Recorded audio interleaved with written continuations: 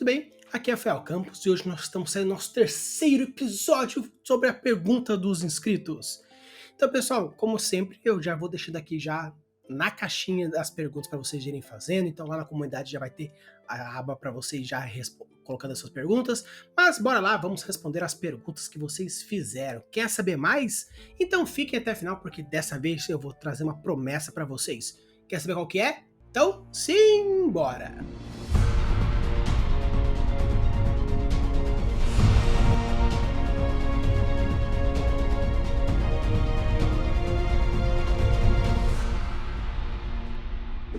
Pergunta número 1 de Reginaldo Ribeiro.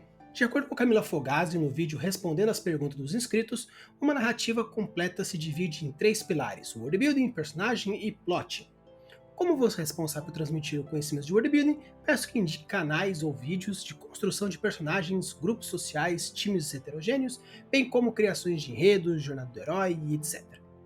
Então, Reginaldo, o primeiro vídeo que eu vou trazer para vocês é do Brandon Sanderson. O canal aqui do Brandon Sanderson é um canal bem interessante, só que é uma questão assim, ele é em inglês. Alguns vídeos eu acredito que estejam algumas com legendas em português, mas a sua grande maioria é legenda em inglês, no máximo, caso tenha legendas, né? O Brandon Sanderson, ele é um escritor de fantasia, tipo, bastante renomado, ele tem diversas histórias, eu até referencio ele direto com as 3 leis de Sanderson, a Lei Zero de Sanderson. Então, é esse cara aí. Ele tem um canal no YouTube com diversos conteúdos diferentes. De escrita, world building, plot, personagem. Ele até tem um curso, ele fez um curso numa faculdade, e ele disponibilizou de graça aí pra galera. Então a primeira dica, o primeiro canal que eu deixo aí pra vocês é do Brandon Sanderson. O próximo é um podcast chamado Write Excuses. O Write Excuses, ele é um grupo de escritores renomados, e um deles é até o próprio Brandon Sanderson, onde eles batem papo sobre diversos pontos de escrita. Também em inglês, porém uma coisa que é interessante nesse podcast deles é que no site deles, juntamente com o podcast, existe a transcrição escrita do que eles falam. Então, caso você queira pegar esse texto e jogar no Google Tradutor, pelo menos algumas informações vocês vão ter. Então, eu trago para vocês porque alguns pontos interessantes, mais interessantes mesmo, são em inglês, porque infelizmente o conteúdo em português é um pouco difícil de encontrar de alta qualidade. Então eu sei que realmente esses vocês vão aproveitar bastante, ok? Mas caso vocês encontrem algum canal em português que fale sobre plot, personagem, seja realmente bom, deixe aqui nos comentários, porque daí eu vou atrás, vejo se realmente são legais, se realmente são interessantes, e qualquer coisa eu me retrato num outro episódio trazendo mais conteúdos para vocês, beleza? Então, continuando aqui algumas indicações, o próximo que eu quero trazer para vocês é o Hello Future Me. É um canal no YouTube que também é em inglês e tem diversos pontos de história diferentes. Ele faz o personagem, world building, análise, reviews, personagens, plots. É bem interessante, por ser vídeo você ainda consegue ver alguns elementos com imagem mais explicativa. E também por ser no YouTube você talvez consiga gerar algumas legendas automáticas ou até mesmo conseguir fazer algumas transcrições. Então essa é uma outra dica que eu trago para vocês, que é o do canal do Hello Future Me. Vou trazer um outro podcast para você que também é em inglês, chamado Inside Creative Writings. Ele é em inglês, ele tem diversos plots diferentes, também é bem interessante, é bem legal. Infelizmente em inglês, por ser no Spotify talvez seja um pouco difícil. Porém, não é tão difícil, o inglês não é tão estranho, então talvez você consiga buscar algumas informações, tá? Porque é um canal bem legal, eu gosto bastante, e até tem uma indicação de alguns colegas que também pegam informações de lá, então eu acho bem legal, sim, e meio que é o que a gente tem para hoje, principalmente sobre essa questão de plots. Você consegue, por exemplo, procurar no YouTube uma técnica ou outra, alguma explicação rápida aqui, rápida ali, mas um canal com muitos conteúdos trazendo essas informações. É essa aí que eu trago para vocês do Insight Creative Writings. Quando a gente fala de personagens, principalmente aqui a galera que segue aqui a gente, nós temos personagens para história, nós temos personagens para, por exemplo, RPG, que são coisas um pouco diferentes, você pode abordar de formas diferentes. Tem aqui, eu vou deixar para vocês também alguns links dos episódios do Fala Vinzão, que fala sobre personagens, especificamente sobre produções de NPC. Também tem produção do protagonista, produção de vilão. Então eu vou deixar alguns episódios aqui para vocês, caso vocês queiram produzir personagens mais relacionados a NPCs, beleza? Um outro que eu vou indicar aqui para vocês, um canal em português que também é interessante, é o canal da Rodoferro. O Lilico, o Elias, né, que já também participou aqui comigo, conversando um pouquinho sobre o Game de Sheila, sobre o jogando RPG, sobre a questão de world building e um pouco de audiovisual. Ele também tem, todas as quintas-feiras, ele faz um episódio falando sobre a roteirização, né? Então, caso você queira ajudar a ter essa questão da produção de roteiro, história, às vezes para o audiovisual, mas também pode usar algumas técnicas para a sua parte escrita, eu indico aqui o canal da Rodoferro, tem vários outros conteúdos interessantes, porém aqui nas quintas-feiras a live que ele faz com a produção do roteiro juntamente com a galera, então vai lá, participa, é bem legal, é bem interessante. E para finalizar, eu vou indicar um outro podcast, mas dessa vez em português para vocês, um canal chamado Você Deveria Estar Escrevendo, que é um canal dos ex-criativos, o grupo que eu também faço parte. A gente fala sobre personagens, criação de histórias, worldbuilding, técnicas, é totalmente em português. Nós já lançamos uma primeira temporada inteira, nós já estamos agora lançando uma segunda temporada com mais técnicas e mais coisas diversas. A gente também pega vários desses canais gringos aí e traduz para o português, e deixa um pouco mais fácil da galera entender. Então eu vou deixar todos os links, tanto aqui para vocês aqui na tela, também vou deixar aqui na descrição do episódio, no Spotify e também na descrição do YouTube, para vocês irem acompanhando e participando das todas as questões, beleza? Então essa aqui é algumas indicações que eu tenho aqui para vocês, tanto de personagens quanto de plots, porém fiquem à vontade também de deixar nos comentários quais são os outros canais que você acha interessante para divulgar aí com a galera, e caso junte bastante desses conteúdos, eu faço um vídeo novamente colocando outros canais que a galera aí indicando, beleza? Pergunta número 2 de Constantina Assunção. Afirmação polêmica. Se a maioria das pessoas tivessem consciência do Genius Lost na hora de desenvolver os seus worldbuilders, 75% de todas as dúvidas da comunidade seriam sanadas. Concorda? Então, Constantina, eu mudaria um pouco a porcentagem, eu diria mais que é 50%. Porque acredito que 75% seja um pouco demais, mas eu acho que 50% é um bom número. Por quê? Porque os outros 50% é a técnica propriamente dita, é o que eu trago aqui para vocês com os conteúdos. Como fazer isso, como fazer aquele outro, algum tutorialzinho, algumas observações, algum mindsets e tudo mais. Então sim, isso é 50% do negócio. Os outros 50% é realmente você entender o seu Gênio Lost, entender como você quer, qual que é a mensagem, o que você quer trazer. Então, da mesma forma que o Genius Lost, a consciência narrativa para os escritores, é algo que você só vai conseguir desenvolver a partir do treino, a partir da experiência de escrita e desenvolvimento. Então sim, eu acho que 50% é um bom número, mas eu concordo de verdade que se realmente a galera entendesse qual que é a essência do mundo que você está criando, qual que é o cenário que você está fazendo por trás, com certeza diversos elementos seriam muito mais bem trabalhados. Percepções, intenções, descrições, funções e todos vários outros sons que a gente poderia colocar aqui, realmente como você entende o seu mundo, entende o seu Genius Lost, entende a sua consciência narrativa como escritor, como você escreve, como você desenvolve, quais são as mensagens que você quer trazer, com certeza aí você teria um 50% show fechadinho. E o restante, tanto para a escrita quanto para o worldbuilding no geral, é a técnica, é o que está por trás, é o treino, é a revisão, é o teste, é o tentar, é o errar, é o revisar. Então eu separaria mais num 50%. 50% é essa consciência que você está por trás e os outros 50% seria a técnica. Obviamente você pode colocar assim algumas projeções a mais, 70% aqui, 30% lá, 25% aqui, 10% aqui, 7% lá, mas eu acredito que realmente seria uns 50% mais, porque 50% depende de você, o quanto você está disposto, e os outros 50% seria o quanto você está disposto a aprender, a treinar e a fazer realmente na prática. Pergunta número 3 de Beth Garcia. Como que o foreshadowing é usado no worldbuilding? É da mesma maneira com personagem, técnicas e eventos de enredo? Se não, quais são as diferentes técnicas? Tipo, por exemplo, na minha história uma parte do arco ocorrerá um fenômeno natural e irá mudar completamente a história, fazendo com que as galáxias, dimensões, universos e linhas temporais mudem certo contato entre si e os personagens, acabando sendo separados e presos nessas localidades. De que forma poderia se apresentar aos poucos desta maneira detalhada e coerente desse fenômeno, com as consequências problemáticas e soluções? Então, Beth, eu vou trazer para você que você fez 2 perguntas, então eu vou responder as 2 perguntas da melhor maneira possível. Primeiramente sobre o foreshadowing e depois sobre a questão das linhas temporais e as problemáticas que você trouxe aqui pra gente, beleza? Então, para o world building, o foreshadowing ele é trabalhado tanto no pré-criação quanto no pós-criação. No pré-criação, o foreshadowing serve para você criar quais são os elementos de âncora que você vai utilizar dentro das suas criações. Seria basicamente assim: você pega um objeto, um local, uma cultura, alguma coisa que você gostaria de criar, e você coloca quais são as palavras-chave que fazem relação com o mundo que você criou. Por exemplo, existe um local X que faz armas. Perfeito. E qual é a relação que ele tem com o cenário que você fez? Essa loja especificamente, ela é responsável por manter o armamento do rei. Beleza, então você já criou qual é a conexão. Beleza. Esse foreshadowing, apesar de ser uma conexão, é alguma palavra-chave como, por exemplo, sustento. Por quê? Porque quando você for colocar todas as pequenas migalhinhas para chegar até o final, você vai estar colocando todas essas ancoragens que você fez anteriormente dentro dessas palavras para você saber qual que é a relação que você faz com a outra.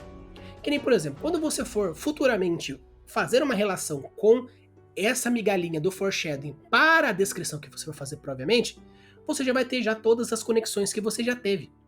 Então, para o world building, essa parte prévia são as conexões mentais que você faz, quais são os pontos que você faz, para você ir categorizando depois quando você for fazer o foreshadowing na pós-criação.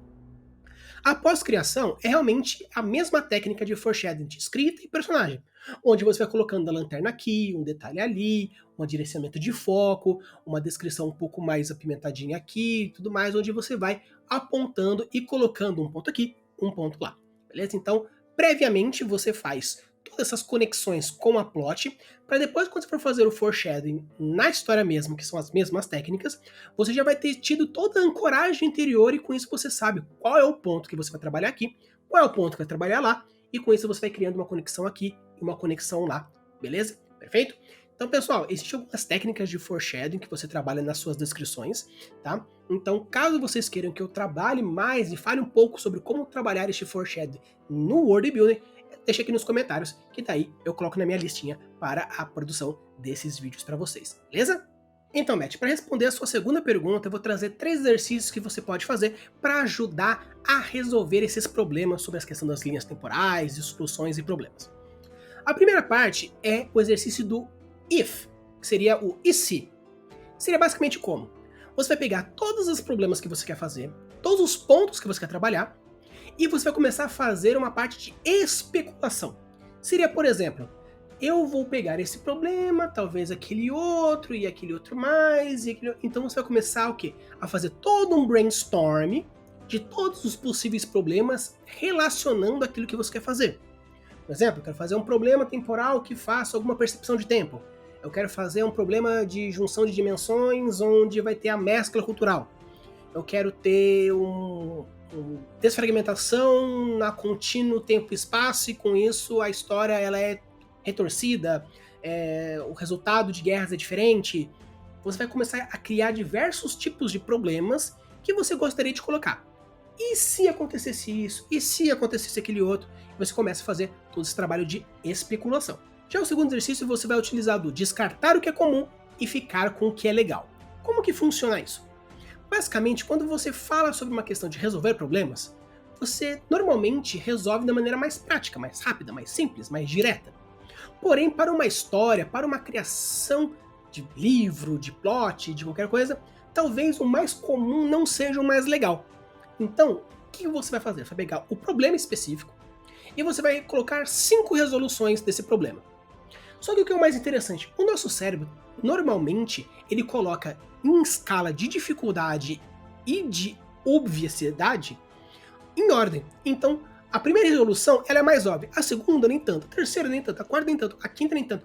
E quanto mais você vai colocando resoluções diferentes, você vai estar trabalhando formas diferentes e mais legais de trazer, onde você pode trabalhar reviravoltas, onde você pode trabalhar mudança de plot e diversos outros pontos. Então, você vai pegar essa lista de resoluções, jogar fora o que é comum e deixar os mais legais para depois, que normalmente são os últimos. Então, você vai fazer essa segunda parte de pegar os seus problemas que você fez anteriormente, colocou as resoluções, agora, quais são os mais legais? Talvez para o meu personagem que é mais óbvio, esses aqui. Porém, para o meu personagem que ele é mais criativo, que ele é um pouco mais safo, talvez essas últimas respostas sejam mais interessantes. Então, você vai estipular esses problemas e pensar em possíveis resoluções e gaste tempo, 1, 2, 3, 5 dias pensando nesses problemas e como você poderia resolver, e com isso você vai utilizando dos mais legais. Obviamente, pergunte para as pessoas, troque essa ideia e pergunta, mas se você tivesse tal coisa, o que você faria? Talvez a pessoa dê uma resposta que você nunca pensou. Então seria interessante você fazer essa especulação, beleza? Já a terceira etapa agora é você utilizar dessa primeira parte, da segunda parte, juntamente com a primeira parte da sua pergunta. Já que você trabalhou toda a questão de analisar os foreshadowings, quais são os pontos que você vai trabalhar aqui e ali misteriosamente, você pode pegar todas essas palavras-chave que você já fez na sua primeira parte da pergunta e fazer todas as correlações. Porque você já fez a parte do if, onde você já pensou no que poderia fazer, já pensou em algumas possíveis respostas, agora com essas possíveis respostas você vai estipular quais são os problemas que você causou. Então se aquele local que você criou, aquele local das armas, onde o rei vai ser armamentado por toda aquela questão de armas. Perfeito. Agora, já que teve uma mudança temporal, as armas vão pro inimigo, as armas são ruins, são hiperpoderosas. Então você pode ir utilizando todas aquelas palavras-chave que você já fez antes, juntamente com as problemáticas que você já criou, e criando assim as conexões, onde você pode ir colocando um ponto e outro dentro da sua construção do seu mundo fantástico. Pergunta número 4 de Serafine Deiderich. É uma pergunta e um desabafo, um tanto específico, mas espero que faça sentido. Certa vez eu vi uma pessoa dizendo que não gosta de escrever histórias que passem no nosso mundo, pois tem medo de sentir-se limitado. Vejo muitas pessoas concordando com isso. Pessoas que querem criar histórias em mundos secundários grandiosos e descartam por completo o que ocorre na nossa volta, nosso mundo. Até muitos acreditam que histórias se passam em nosso mundo e tem uma plot um tanto mais centrada, mistério policial, drama, suspense, são inferiores. Isso não entra na minha cabeça. Eu penso que para ser um bom criador de mundo, se deve, antes de mais nada, ter um conhecimento razoável desse mundo, nossas culturas, nuances, comportamentos de pessoas, etc. Se o escritor não é capaz de escrever sobre o mundo que rodeia, ele será capaz de desenvolver o mundo do novo do zero? Na sua opinião, por que escritores fogem do nosso mundo real ou não buscam explorar as possibilidades de histórias que se passam nele? Concorda que esse medo de lidar, conhecer o mundo real está ligado com a criação de mundos repletos de estereótipos? Enfim, se você lê até aqui, obrigada pela atenção. Primeiramente, Serafine, quem tem a agradecer sou eu. Eu que fico muito grato de, primeiramente, você colocar as suas perguntas aqui e também de desabafar o que está dentro do seu coração. Eu espero que realmente eu possa te ajudar no mínimo possível hoje. Mas não se preocupe, eu vou dar o meu melhor. Beleza? Então, novamente, obrigado. Eu espero que eu possa ajudar. Primeiramente, você colocou 3 perguntas e algumas perguntas parecem meio retóricas, mas eu vou tentar trabalhar em cima delas da mesma forma. Beleza? Então você pontuou 2 pontos importantes e eles eu gostaria de trabalhar agora. Você falou que escrever no mundo real é algo que é limitado. Eu acredito que na real, mais ou menos, realmente existe uma certa limitação onde que você, quando foge do real, você entra já na fantasia. Então existe certo sim um limite extrapolável, porém existe um certo limite. Porém não é limitado. Existe um limite, mas não é limitado. Pode ser um pouco contraditória essa questão, mas por que eu quero dizer isso? Você se limita a dentro do seu gênero. A fantasia, ela é limitada também. Até mesmo a alta fantasia. Porque você acha mesmo que o Tolkien poderia colocar armas laser? Não, arma laser é algo conteúdo do sci-fi. Ele poderia colocar uma assombração? Até poderia, mas dependendo já entra numa subcategoria de terror. Ele não poderia colocar um policial, porque já policial já é um ou outro 500. Então, todos os seus gêneros possuem limitações. Então, não existe essa questão de alta fantasia, ou baixa fantasia, ou terror, ou qualquer outra coisa.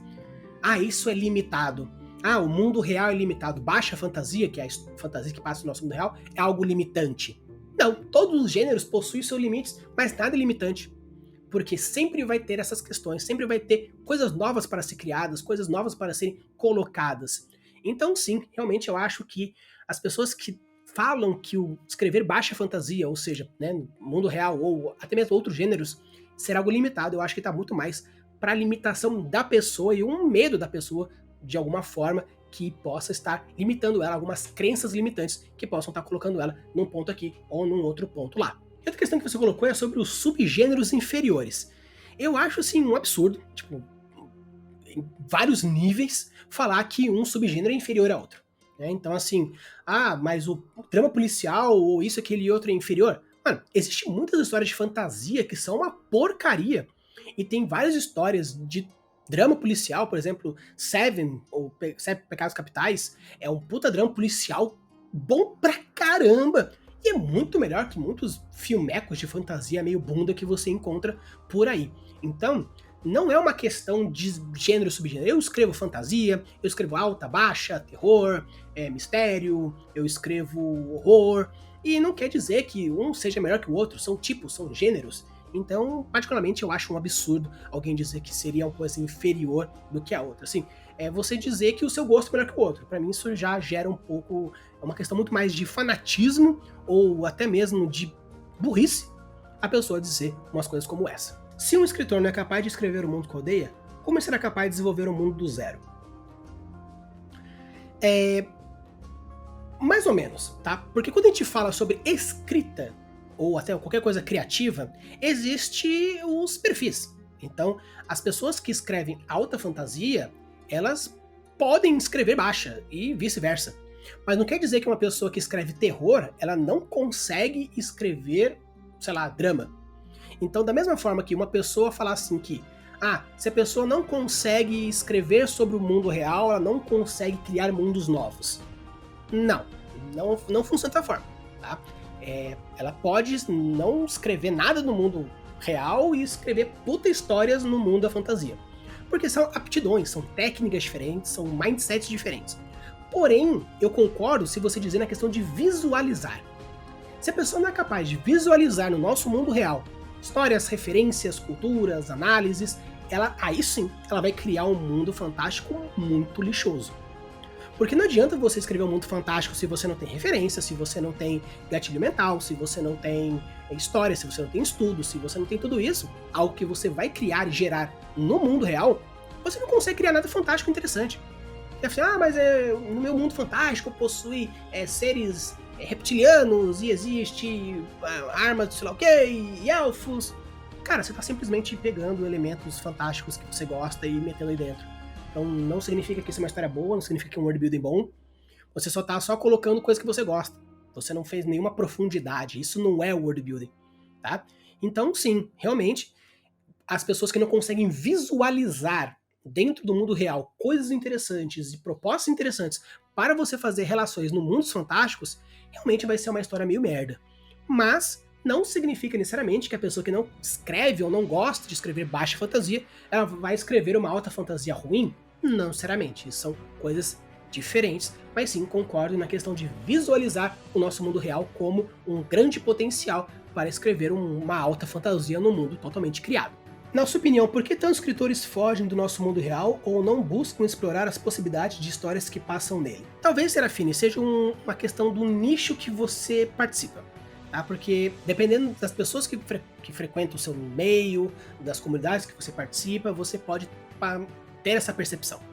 As pessoas que eu convivo, os criativos ou outros escritores que eu faço parte, existem pessoas sim que até concordam com esse pensamento que você colocou, mas tem muitos que não tem nada a ver. É uma questão totalmente de gosto. A pessoa, ela gosta de escrever tal coisa ou ela gosta de escrever alguma outra coisa.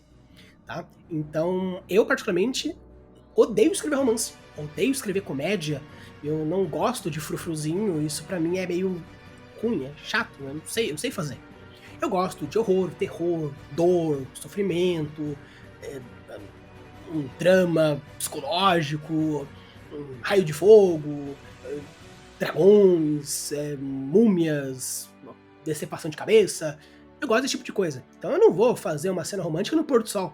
Até posso tentar, mas vai ficar muito ruim. Vou precisar de muita técnica e muita gente que manja desse tipo de cena para me ajudar a polir melhor. Então, pode ser essa questão assim do nicho que você está fazendo. Porém, como eu falei, tem essa questão de gosto. A pessoa pode não gostar de escrever alguma coisa e por isso ela decide evitar. Eu não gosto de romance, por isso eu não leio romance, não consumo romance, não escrevo romance. Então, pode ser que o fato de não gostar. Só que se não gostar, ele pode estar um pouco mascarado com uma questão que você comentou da fuga. Por quê?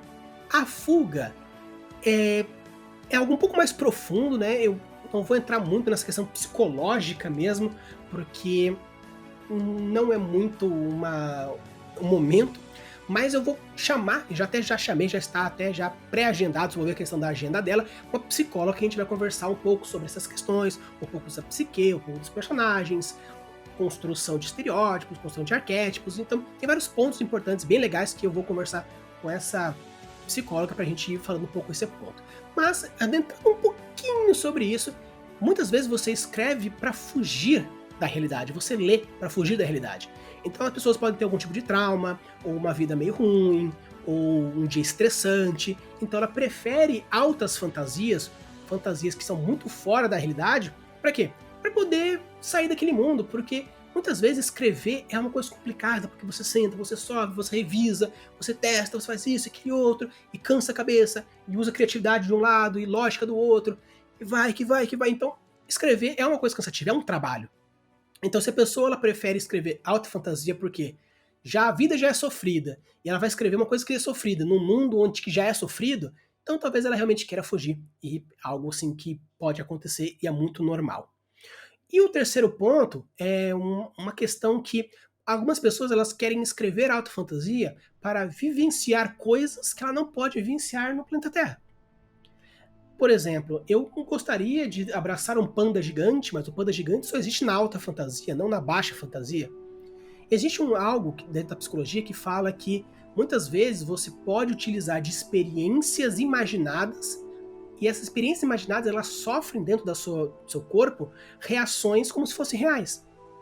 O Felipe Alvim, o Vinzão, que também eu já falei um pouco sobre a questão da ferradura, do mundo dele, conversei um pouco com ele sobre RPG e outros pontos.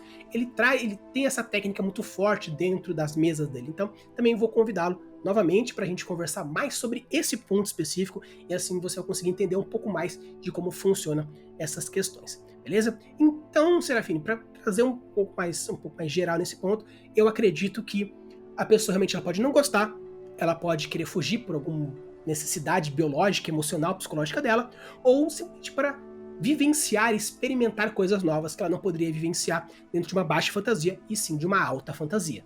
Concorda que esse medo de lidar e conhecer o mundo real está ligado a uma criação de mundos repletos de estereótipos? Mais ou menos.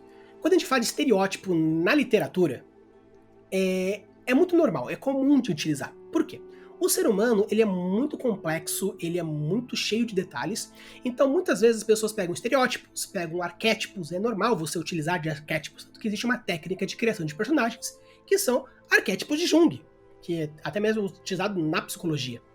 Então, o problema não está no arquétipo, o problema está na rotulação desse arquétipo. Por exemplo, eu posso colocar na minha história, por exemplo, um caso de um nordestino analfabeto pobre. Só que se o personagem se resume a apenas isso e não traz mais nenhuma história, nenhum arco de personagem, eu estou rotulando aquela pessoa naquilo. Só que se eu pego esse mesmo nordestino, pobre, analfabeto, e crio uma puta arco narrativo, uma transformação interna, uma mudança de paradigma, ou vários outros fatores, eu apenas utilizei como base para eu estruturar o personagem nordestino, dos arquétipos, cultura, estereótipo, a pobreza, o analfabetismo, como uma casca para construir o personagem, para eu ter uma base dessa complexidade, porém todo o arco de personagem trazendo isso. Não tem problema você utilizar de estereótipos, o problema é a mensagem, é o rótulo que você vai colocar. Tanto que se quiser colocar, por exemplo, dentro do seu mundo fantástico, um local onde as mulheres são violentadas, ok, coloque, mas qual é a mensagem disso? Você vai querer colocar simplesmente porque você gosta, ou porque você quer mostrar como o vilão é ruim, e pra galera odiar mais o vilão e mostrar como isso é errado, você quer colocar como um arco da personagem, ou arco do personagem, quais são os motivos, quais são as funções, quais são as propriedades daquele lugar. Colocar só por colocar, não, isso não é world building, isso aí é só injeção de linguiça, isso é só querer tacar fogo no parquinho, tá? Então, não, isso não é world building, ok? Então, sim, realmente, o problema não está no estereótipo, o problema está na rotulação, beleza? Então, não vejo esse problema. Então, Serafine, eu espero que eu tenha respondido suas perguntas, tenham acalentado um pouco seu coração e trazido um pouquinho mais para você algumas das informações, mas não se preocupe, eu vou correr ao máximo para trazer a entrevista tanto da Alice, que fala sobre a questão da psicologia, desses personagens, também vou chamar o Vinzão novamente para a gente conversar um pouquinho mais sobre essas questões das experiências e desses gatilhos mentais que podem fazer a partir de uma construção estereotipada, de fuga e outros pontos também, beleza? Pergunta número 5 de Gustavo Benevides. Como escrever uma história que se passa ao longo de um século ou milênios? Gustavo, com uma pergunta de 11 palavras, você fez um negócio estupidamente complexo. Tá? Mas basicamente como que funciona? Você pode fazer isso na pré-criação e na pós-criação. Como que funciona na pré-criação? Primeiramente, você tem que estipular qual é o período histórico que você vai referenciar. Perfeito. Eu quero fazer do ano 0 ao ano 1000, do ano 1000 ao 2000, do 3000 ao 5000, século 12 a 13, 15 e 16. Você estipular quais são os séculos, né? Você falou que quer passar de século ou de milênios, então você precisa entender essa questão de tempo. Por que eu quero trazer isso? Principalmente pelo fato de que existe um gráfico mais ou menos que mostra a evolução da transformação da tecnologia dentro da literatura. Como que é isso?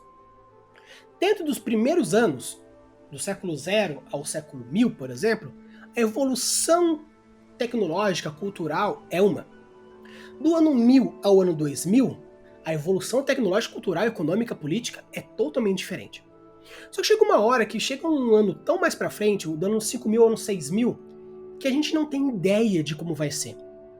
Então fica até um pouco mais difícil você estipular. Mas você pega pelo estereótipo, então não tem problema.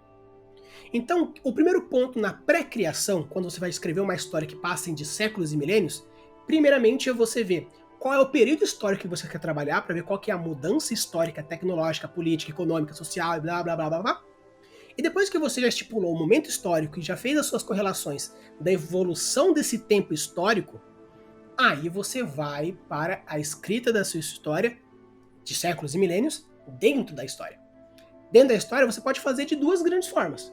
De uma forma, jogada na cara da pessoa, um infodump nervoso, ou de uma forma um pouco mais detalhada. Como que você faria um infodump, por exemplo? Você pode colocar 5000 anos depois, o narrador falando, o personagem falando. Se for um livro, por exemplo, episódico, você pode colocar como se fosse capítulo 1, 16 de abril de 2015, capítulo 2, 17 de outubro do ano 3000. Você pode colocar na cara do leitor que teve essa mudança.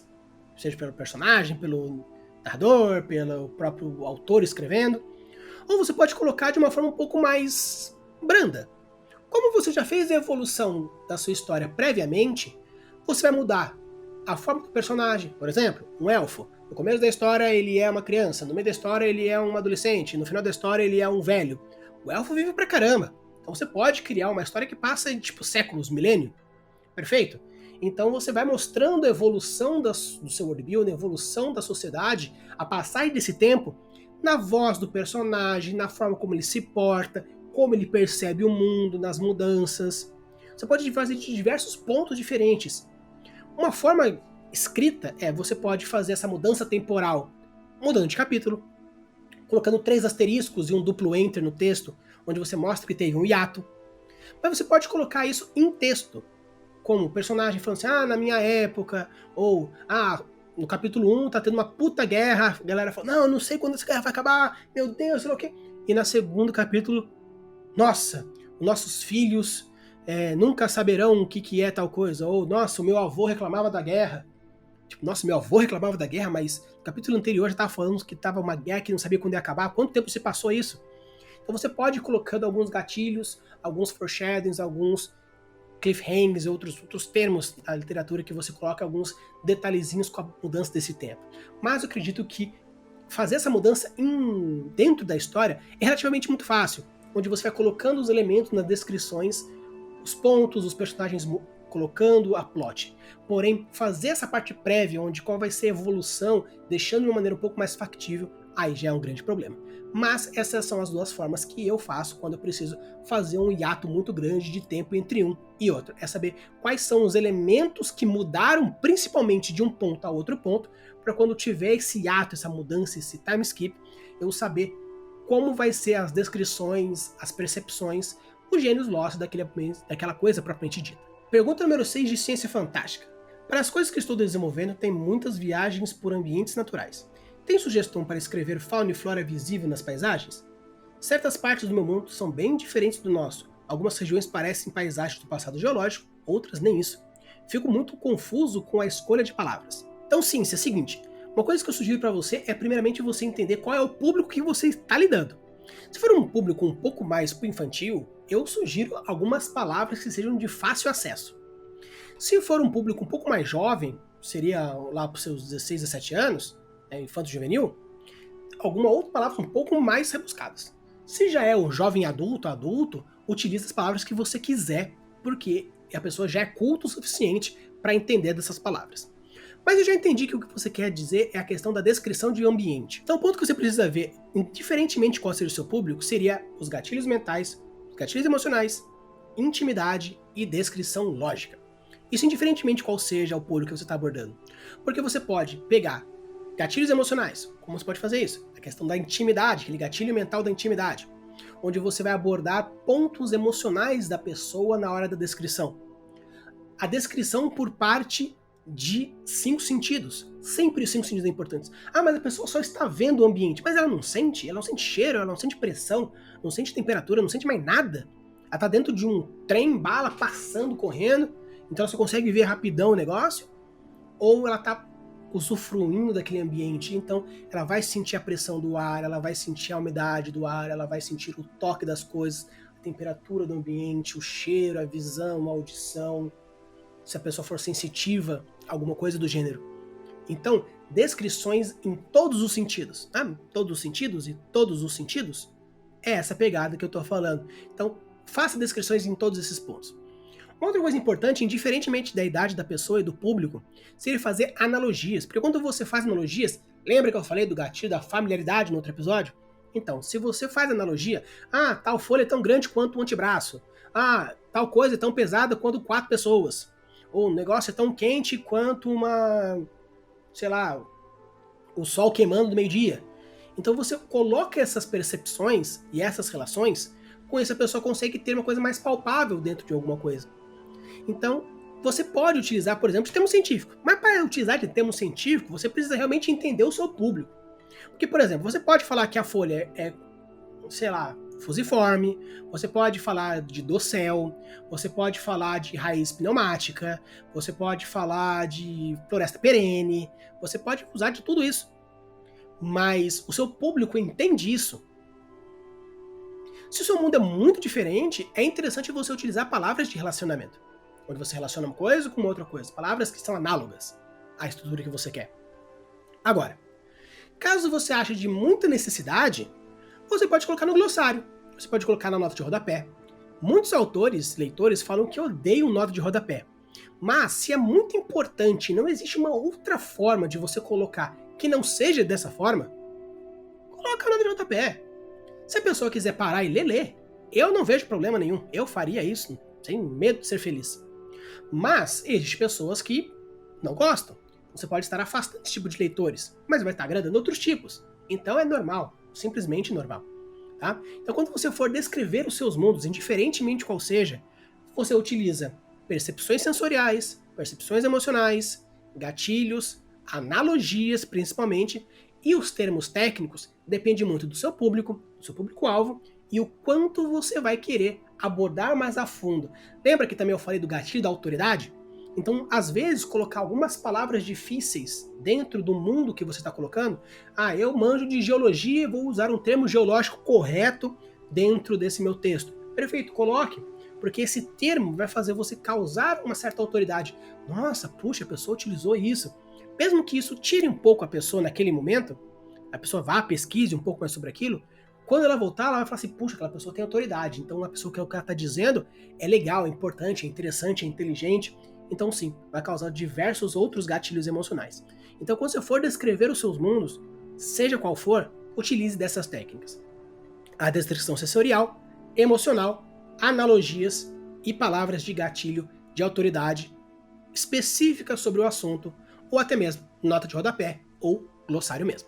Pergunta número 7 de @kgcoficial. Como faço para ser mais criativo com nomes? Eu consigo imaginar um baita cenário, detalhes e tudo mais. Mas na hora de colocar nomes nas coisas, eu simplesmente não consigo pensar em nada. Então, KGC, eu vou dar algumas dicas para você que, particularmente, eu uso e você pode utilizar também. A primeira é você fazer a descrição realmente do negócio. Por exemplo, eu tenho aqui o machado. O nome desse machado é Machado de Guerra. Por quê? Porque ele é um machado que eu uso na guerra. Beleza, machado de guerra. Um outro ponto que você pode utilizar é você encurtar a palavra. machado de guerra. Então eu vou pegar o macha do machado e o ra do guerra. Então essa arma vai se chamar macharra. Por quê? Porque é um machado de guerra. Beleza, perfeito. Então temos aqui machado de guerra. Você pode usar, por exemplo, em termos de outras línguas, por exemplo, Battle Axe ou War Axe, machado de guerra, machado de batalha. Beleza, você pode utilizar de outros termos. Você pode, por exemplo, fazer mudanças analógicas das palavras. Por exemplo, você vai pegar o Battle ou Axe e vai juntar da mesma forma, ou ao invés de colocar o Axe, eu vou colocar só o A, então o nome do meu machado vai ser Bera. É de Battle com A, então fica Bera. Pode ser também. Ou você pode utilizar também de uma coisa um pouco mais profunda, caso você já tenha estruturado uma conlang dentro do seu mundo, é você ver qual é a parte sonora que você utilizou, quais são os fonemas que você utiliza e formar a palavra. Eu tenho uma história, por exemplo, que fala de uma menina no deserto, onde basicamente o que eu tenho? As referências do deserto, as referências da cultura árabe. Então o que eu peguei para colocar o nome das personagens e dos personagens, né? Mais específica das personagens? Eu fui atrás de um dicionário arábico e comecei a ouvir os fonemas que eles têm. Falei, tá, tem esse fonema aqui, puxado pra cá, puxado pra lá, beleza? Aí, ok. Aí eu fui no dicionário, peguei uma palavra que eu queria que representasse a minha personagem e mudei levemente o fonema para que ficasse um pouco sonoro, mas a galera que manjasse da língua ainda soubesse que é aquela palavra específica. Então você pode utilizar de diversas formas diferentes, cada vez mais avançado. Mas, caso você tenha uma dificuldade imensa, existem diversos sites que dão geradores de nome. Você coloca lá no Google, gerador de nome fantástico, ou gerador de nome de RPG. Com isso você vai criando e vai colocando lá, e muda um fonema aqui, um fonema lá. Você pode usar tudo junto ao mesmo tempo. Alguns momentos vai ser descrição, alguns momentos vai ser palavras de outras línguas, alguns momentos vai ser palavras usadas, outros momentos vai ser palavras geradas artificialmente. Não tem problema. Então, mas basicamente essas são as fórmulas que eu uso para nomear e dar o nome, né, para as coisas que eu vou colocar. Seja a descrição, machado de guerra, seja, por exemplo, junção da palavra, macharra, ou berox, ou berá, ou simplesmente uma palavra que eu invente dentro da fonética daquilo que eu estou utilizando. Pergunta número 8, de Gabriel Batista. Que dica você acha importante as pessoas saberem antes de vender os seus projetos de world building, seja para escritores ou mestres de RPG? Gabriel, você já ouviu falar de um termo chamado círculo dourado? Eu acredito que esse seja o ponto primoral mais importante para vender os seus projetos de world building, na verdade, para vender qualquer coisa.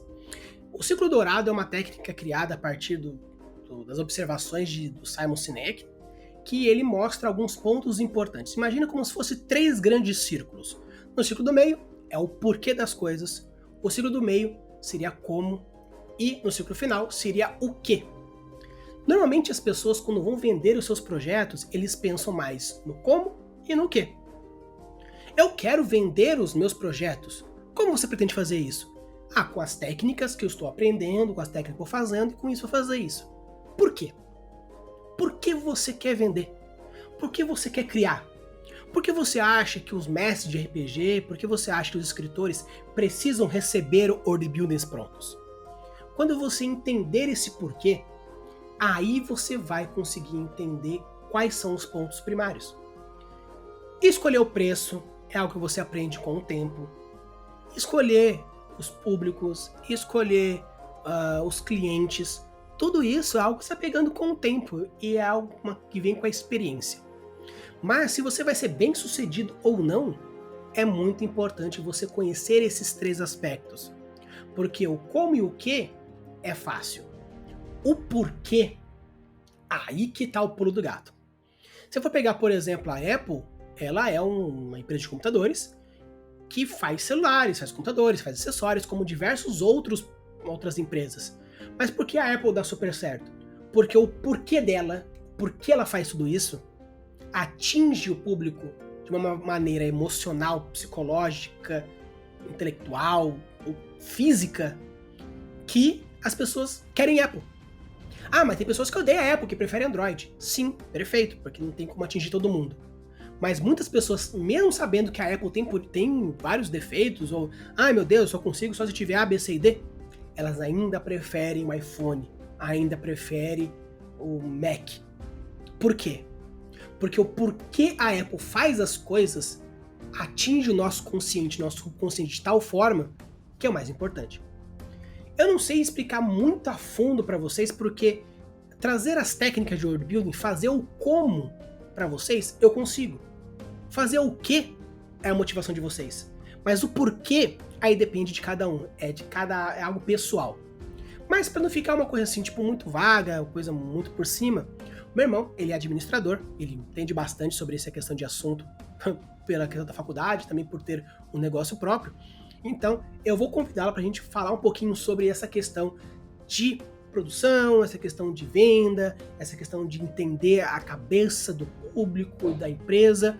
E tem um episódio que eu até já conversei com ele sobre o poder da observação. Então, já fico aqui já para vocês, dizendo que eu vou chamá-lo e com isso a gente vai conseguir entender mais o porquê dessas coisas, o porquê que é o mais importante. Pergunta número 9 do Bruninho. Satisfação, meu camarada, eis minha pergunta que me atormenta nas noites mais escuras. Uma coisa que eu sempre achei interessante é a característica de um planeta, no sentido que este planeta se difere do outro. Pergunta número 9 do Bruninho. Satisfação, meu camarada, eis minha pergunta que me atormenta nas noites mais escuras. Uma coisa que eu sempre achei interessante é a característica de planetas, no sentido de que estes planetas se diferem do nosso mundo. Como criar um planeta, por exemplo, que existe 3 luas e 2 sóis? Quantos dias se leva para dar a volta no Sol em seu próprio eixo? Quantas estações do ano existem se uma nova afeta o nosso mundo? Se existe algum evento geológico incrível como buracos de minhoca que te levam para outros lugares do globo? Como aquela velha piada de entrar no buraco no chão e ir para a China? Também tenho dúvidas de criar um próprio sistema solar com constelações próprias daquele local. Eventos cósmicos que afetam o mundo e algo do gênero. Bruninho, suas noites devem ser realmente cabulosas e tenebrosas, porque, meu senhor do céu, você tem um negócio gigantesco aqui. E, cara, para responder essa pergunta, eu vou gastar 60 vídeos para responder tudo isso. Porque eu facilmente, um vídeo para rotação, um vídeo para lua, um vídeo para o sol, um vídeo para rotação, para translação, para constelações, para eventos geológicos, eventos cataclísmicos. Nossa, é um vídeo para cada um desses assuntos, tá? Então, para não simplesmente virar um desabafão e eu não responder a sua pergunta, eu vou dizer duas coisas. Primeiro, eu vou trazer um mini tutorialzinho aqui para diminuir um pouco a dor das suas noites. Mas eu não prometo trazer um tutorial gigantesco agora, porque já tá um vídeo muito grande, eu acho que ficaria imenso, comensuravelmente gigante, então a gente deixa aí para um próximo momento. Mas não se preocupe, porque eu vou trazer um tutorialzinho legalzinho aqui para vocês, beleza? Então vamos lá, para responder a sua pergunta. Primeiramente, nós temos 2 pontos. O primeiro ponto é, caso você queira criar um mundo a esse nível, você precisa usar um verbo muito importante chamado iterar. O que é iterar? No game design, iterar seria você ir testando várias vezes alguma coisa para achar os possíveis buracos e as possíveis incongruências. Nesse mundo é a mesma forma. Você vai pegar e fazer, sabe aquele trabalho que eu disse lá na outra pergunta, falando sobre a questão do e se? Então, perfeito. Você vai pegar esse planeta e vai pensar, tá, esse planeta ele é grande o suficiente para ter mais de uma lua? Por quê? O planeta Terra tem uma lua só. Essa lua, ela interfere nesse planeta. Se tivesse 2, como seria a questão das marés? A gente teria maré, ou teria hipermarés, super baixas marés? Como seria isso? Existem algumas explicações científicas por trás? Existe, mas a que ponto você chegaria nessa questão? Já Júpiter, já Saturno, que são planetas gigantescos com várias luas, as luas não interferem em nada dentro dele. Interfere, mas em muito menor escala se por acaso a gente tivesse 16 luas. E existem diversos sites da internet que você consegue encontrar minimamente algumas discussões falando sobre a questão da, por exemplo, Sol aqui, um planeta aqui no meio, se os dois giram, nunca tem noite, ou a noite, são 15 minutos de noite, o Sol tá descendo e já tem um outro já vindo, ou em algum momento, sóis, se você consegue ver 2 sóis, então, como que seria essa questão gravitacional? o Sol ia se chocar logo logo, porque eles estão muito próximos, porque eu consigo ver esses dois sóis, como que funciona essa questão. Tudo isso tem um porquê, tudo isso tem uma ciência por trás, mas é um pouco muito mais complexa do que simplesmente trazer um videozinho rapidinho de 5, 6 minutos respondendo aqui a pergunta, beleza? Então, trate de iterar as questões a partir do e se alguma coisa. Então, você vai pegar, por exemplo, eu vou mudar então o gás, não vai ser mais oxigênio, vai ser enxofre. Tá, beleza. Então, o que tem oxigênio no nosso mundo? Tem a água, beleza. Então, se a água é H2O, eu vou mudar esse O para S, então vai virar um ácido sulfídrico, porque é H2S. E a gente vai ser feito um corpo base de ácido. Interessante, então quer dizer que tal coisa. Então se não tem oxigênio, não existe mais aeróbicos, são anaeróbicos. Então você começa a criar algumas relações de como vai ser a partir desses testes que você vai fazendo. A partir disso, você vai criando aqui o quê? Como resolver esses problemas. Existe lá um episódio que eu falei rapidinho, respondendo a pergunta dos inscritos, falando sobre algumas plantas venenosas e como seria criar uma criatura, por exemplo. Então você pode fazer da mesma forma. Você vai criando quais são os obstáculos, as seleções naturais que tem dentro do seu planeta e como os seres vivos vão conseguir resolver esses problemas. E como o ser humano sobreviveria a essas necessidades. Mas caso você queira fazer uma coisa um pouco mais superficial, tipo George Lucas, onde o importante não é em si os planetas, mas sim a viagem e a história, o que você faz? É bem muito mais simples. Coloca assim alguns pontos que você quer colocar, quais são as criaturas que você acha interessante, quais são os seres humanos e como resolver esse problema, e mete bala. Você pega, por exemplo, o livro Duna, ou o filme Duna, que seria interessante você dar uma olhada, onde você percebe as mudanças de planeta com as mudanças de características humanas. Dependendo do tipo 1, tipo 2. Então tem vários planetinhas que você pode ir pegando. Mas, para resolver esses problemas, caso você queira uma coisa muito mais complexa, iterar. Por enquanto, para você agora testa um elemento, pega uma hipótese e vai encontrando quais são as mudanças disso. Caso você queira uma coisa um pouco mais tranquila, mais superficial, você pega um planeta, coloca as características que você quer naquele planeta, e veja como os seres humanos resolveriam aquele problema e como as criaturas resolveriam aquele problema. Fazendo todos esses pontos, perfeito, você já tem aí diversos planetas para você ir brincando, beleza? Então, cara, desculpa, eu queria poder ajudar mais, mas um único vídeo, seria um pouco complicado, mas eu prometo para você que várias perguntas eu vou trazer tutoriais mais completos para não ficar superficial como foi. Pergunta número 10, Davidson Rezende. Seria mais um pedido que uma pergunta.